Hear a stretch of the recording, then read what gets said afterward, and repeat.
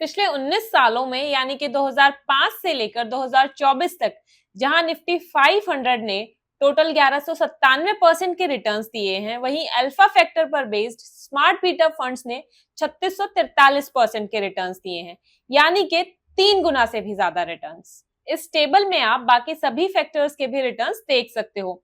इन्होंने भी निफ्टी 500 के कंपैरिजन में बहुत ही जबरदस्त रिटर्न्स दिए हैं। अब आपके माइंड में ये आ रहा होगा कि आखिर ये सब जो फैक्टर्स हैं, जैसे कि अल्फा, मोमेंटम, क्वालिटी, वैल्यू, लो वॉलेटिलिटी, ये सब क्या होते हैं और इन सब फैक्टर्स पर बेस्ड जो म्यूचुअल फंड्स होते हैं वो कैसे काम करते हैं। तो आज की इस वीडियो में हम इन्हीं सब चीजों के बारे में बिल्कुल डिटेल में डिस्कस करेंगे। देखो, अगर आप एनएसए की वेबसाइट पर इंडिसेस कॉलम में जाओगे तो यहाँ आपको 4 तरह के इंडिसेस शो होंगे।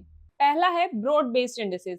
ये इंडिसेस मार्केट के बड़े सेगमेंट्स को कवर करते हैं, जैसे कि निफ्टी 50, निफ्टी 100, 200, 500, मिड कैप 150 और स्मॉल कैप 250। देन सेकंड है हमारे सेक्टोरल इंडिसेस, जिसमें हर एक सेक्टर पर बेस्ड इंडिसेस होते हैं, जैसे कि auto, bank, health care, FMCG. तो इसमें हर सेक्टर का एक अलग इंडेक्स होता है। फिर उसके बाद थर्ड है थीमेटिक इंडिसेस, जो किसी एक स्पेसिफिक थीम को फॉलो करते हैं, जैसे कि एनर्जी, डिफेंस या फिर housing theme. And then fourth है हमारे स्ट्रेटेजी इंडिसेस।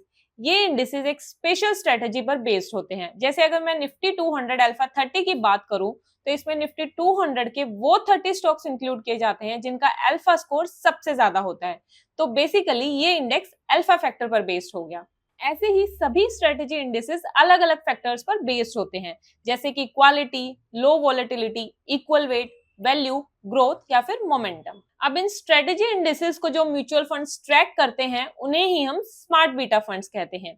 ये फंड्स एक स्ट्रेटेजी पर बेस्ड होते हैं, इसलिए हम उन्हें स्मार्ट फंड्स कहते हैं। अब ये जितने भी फैक्टर्स हैं जो अभी मैंने आपको बताए हैं स्मार्ट बीटा फंड से रिलेटेड, इनमें से 4 मेन फैक्टर्स जो आज मैं इस वीडियो में कवर करूंगी वो हैं अल्फा, वैल्यू, मोमेंटम और क्वालिटी। अब मैं पहले आपको एक बार ब्रीफ में ये बता देती हूँ कि हर एक फैक्टर से रिलेटेड क्या क्या पॉइंट्स मैं आगे इस वीडियो में कवर करूंगी। पहले हम फैक्टर का मतलब समझेंगे, देन नेक्स्ट पॉइंट में वो सब इंडिसेस बताऊंगी जो उस फैक्टर के बेसिस पर काम करते हैं।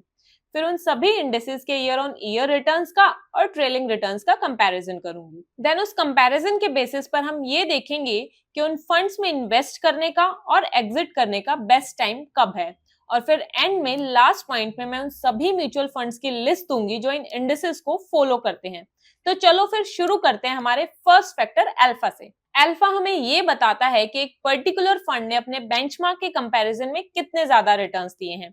अगर फंड ने बेंचमार्क के कंपैरिजन में ज्यादा रिटर्न्स दिए हैं तो उसका अल्फा पॉजिटिव होता है, और अगर कम रिटर्न्स दिए हैं तो उसका अल्फा नेगेटिव होता है।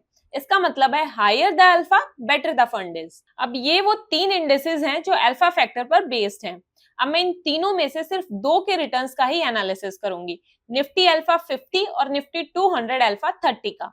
निफ्टी 100 अल्फा 30 का एनालिसिस मैं नहीं कर रही हूं क्योंकि मुझे कोई भी ऐसा फंड नहीं मिला जो इस इंडेक्स को ट्रैक करता हो। अब इस टेबल में मैंने इन दोनों इंडेक्सेस के और निफ्टी 500 के लास्ट 19 इयर्स के रिटर्न्स लिए हैं, 2006 से लेकर अगस्त 2024 तक के। पहले एक बार निफ्टी 200 अल्फा 30 का देखते हैं। इन 19 सालों में 73% ऑफ द टाइम्स इस इंडेक्स ने निफ्टी 500 के रिटर्न्स को बीट किया है। अब अगर निफ्टी अल्फा 50 का देखें तो इस इंडेक्स ने 63% ऑफ द टाइम्स निफ्टी 500 के रिटर्न्स को काफी अच्छे मार्जिन से बीट किया है। अब एक बार हम इन तीनों इंडेक्सेस के last 1, 3, 5 and 10 years and since Inception trailing returns देखते हैं। तो इसमें भी निफ्टी 200 अल्फा 30 और निफ्टी अल्फा 50 इन दोनों ही इंडेक्सेस ने निफ्टी 500 के रिटर्न्स को हर बार बीट किया है, और वो भी बहुत बढ़िया मार्जिन से। तो रिटर्न्स देख के तो अब हम श्योर हैं कि हाँ भाई, ये दोनों इंडेक्सेस निफ्टी 500 के कंपैरिजन में एक बेटर ऑप्शन है। अब पॉइंट आता है कि इन फंड्स में इन्वेस्ट करने का और एग्जिट करने का बेस्ट टाइम कब होता है, तो वो समझते हैं। एक बार आप इस टेबल में इन दोनों इंडेक्सेस के रिटर्न्स ध्यान से देखो तो आपको एक पैटर्न नजर आएगा। जैसे 2007 में बहुत अच्छे रिटर्न्स, फिर 2008 में नेगेटिव, देन 2009 में अच्छे रिटर्न्स एंड 2010 में फिर से खराब रिटर्न्स। सेम ऐसे ही 2012 और 2013 में, देन 2014 और 15 में, फिर 2017-18 में, फिर उसके बाद 2021 और 2022 में भी सेम पैटर्न।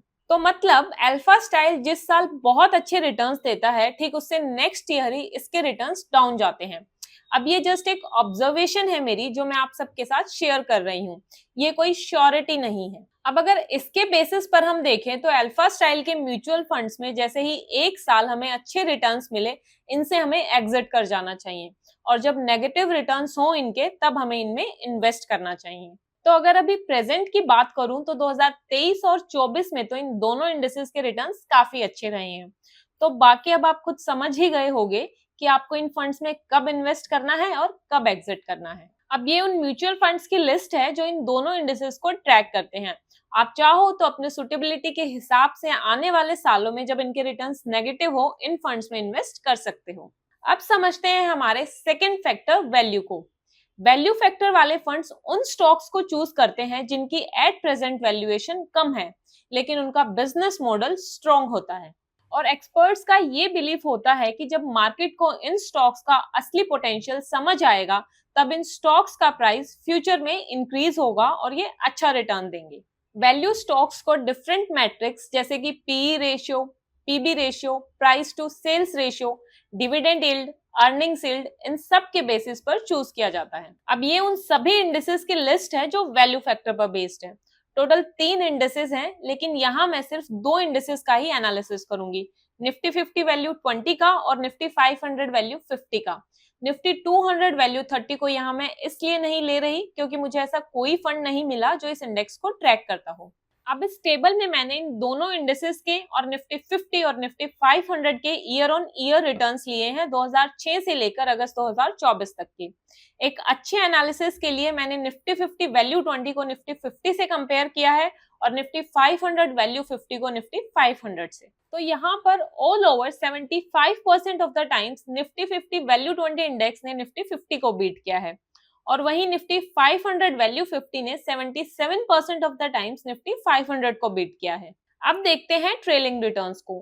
ट्रेलिंग रिटर्न्स में भी हर बार ही इन दोनों इंडेसेस ने निफ्टी 500 और निफ्टी 50 से अच्छा परफॉर्म किया है। अब पॉइंट आता है कि वैल्यू फंड्स में इन्वेस्ट करने का बेस्ट टाइम कब है। देखो, जब मार्केट गिर रही होती है या करेक्शन फेज में होती है, तब बहुत सी अच्छी कंपनीज का स्टॉक प्राइस भी अननेसेसरीली नीचे आता है, और यही वो टाइम होता है जब हम फंडामेंटली स्ट्रॉन्ग लेकिन अंडर वैल्यूड स्टॉक्स में इन्वेस्ट करके प्रॉफिट अर्न कर सकते हैं। So basically value funds bear markets, market corrections और इकोनॉमिक रिकवरीज के दौरान अच्छा परफॉर्म करते हैं, जब इन्वेस्टर्स सेफ्टी और स्टेबिलिटी ढूंढते हैं। जैसे कि इस टेबल में देखो, 2008 के इकोनॉमिक स्लो डाउन के बाद 2009 में आउटस्टैंडिंग रिटर्न्स देखने को मिले। देन 2016 में स्लो डाउन के बाद 2017 में फिर से अच्छे रिटर्न्स, एंड देन अगेन 2022 में खराब रिटर्न्स के बाद 2023-24 में अच्छे रिटर्न्स। सो आई होप अब आपको समझ आ गया होगा कि वैल्यू फंड्स में इन्वेस्ट करने का बेस्ट टाइम कब है। अब बात आती है कि एग्जिट कब करें। तो जब मार्केट अपने बुल साइकिल में बिल्कुल पीक पर हो और आपको सुनने को मिले कि भाई मार्केट में वैल्यूएशंस हाई चल रही हैं, तो ऐसे टाइम में हमें अपने प्रॉफिट्स को बुक करके फट से इन फंड से एग्जिट कर लेना चाहिए। अब ये उन म्यूचुअल फंड्स की लिस्ट है जो इन दोनों इंडेसेस को ट्रैक करते हैं। आप अपनी सुटेबिलिटी और रिस्क कैपेसिटी के हिसाब से कोई भी फंड चूज कर सकते हो। अब चलते हैं हमारे थर्ड फैक्टर मोमेंटम पर। मोमेंटम फैक्टर के अकॉर्डिंग ये माना जाता है कि जो स्टॉक्स पिछले कुछ टाइम से अच्छा परफॉर्म कर रहे हैं, वो आगे भी अच्छा ही परफॉर्म करेंगे, और मोमेंटम की वजह से अभी उनका प्राइस आगे और भी बढ़ेगा। इस फैक्टर को एक एग्जाम्पल से समझते हैं। जैसे मान लो किसी फुटबॉल मैच में एक प्लेयर ने 2-3 गोल ठोक दिए, तो फिर ऑडियंस की उम्मीद ना उस प्लेयर से बढ़ जाती है। सब यही बोलते हैं कि भाई अब ये फ्लो में आ गया, अभी ये और गोल ठोकेगा और अब तो मैच जिताकर ही दम लेगा। तो ये मोमेंटम फैक्टर का ही एग्जांपल है, और सेम बिहेवियर स्टॉक्स भी शो करते हैं। अब ये वो 3 इंडिसेस हैं जो मोमेंटम फैक्टर पर बेस्ड हैं। यहाँ अब मैं सिर्फ 2 इंडिसेस का ही एनालिसिस करूंगी। मैं निफ्टी 500 मोमेंटम 50 को आगे कंसिडर नहीं कर रही हूँ, क्योंकि मुझे ऐसा कोई भी म्यूचुअल फंड नहीं मिला जो इस इंडेक्स को ट्रैक करता है। अब एक बार इन दोनों इंडिसेस के 2006 से लेकर 2024 तक के रिटर्न्स का कंपैरिजन देखते हैं। यहाँ मैंने अच्छे एनालिसिस के लिए निफ्टी 200 मोमेंटम 30 को निफ्टी 200 से कंपेयर किया है, और निफ्टी मिड कैप 150 मोमेंटम 50 को निफ्टी मिड कैप 150 से। तो अगर हम निफ्टी 200 मोमेंटम 30 का देखें, तो इन 19 सालों में से 15 सालों में इस इंडेक्स ने निफ्टी 200 को बहुत ही अच्छे मार्जिन से बीट किया है। सिर्फ 2008, 2009, 2018 और 2022 में इसके रिटर्न्स निफ्टी 200 से कम रहे हैं। ऐसे ही अगर हम निफ्टी मिड कैप 150 मोमेंटम 50 का देखें तो इसने 19 सालों में 13 बार निफ्टी मिड कैप 150 के रिटर्न्स को बीट किया है। तो ईयर ऑन ईयर रिटर्न्स में दोनों ही इंडेक्स की परफॉर्मेंस अच्छी रही है। अब एक बार इनके ट्रेलिंग रिटर्न्स का कंपैरिजन और करते हैं। Last 1, 3, 5 and 10 years and since inception हर एक बार इन दोनों मोमेंटम इंडेक्स ने निफ्टी 200 और निफ्टी मिड कैप 150 दोनों को ही बीट किया है। तो ऑल ओवर रिटर्न्स का देखें तो आप इन दोनों इंडेक्स को कंसिडर कर सकते हो। अब सवाल ये आता है कि इन फंड्स में इन्वेस्ट करने का बेस्ट टाइम कब है। देखो, मोमेंटम स्टॉक्स बुल मार्केट में बहुत अच्छा परफॉर्म करते हैं, तो जब मार्केट अप ट्रेंड शो करे तब आप इन फंड्स में इन्वेस्ट कर सकते हैं।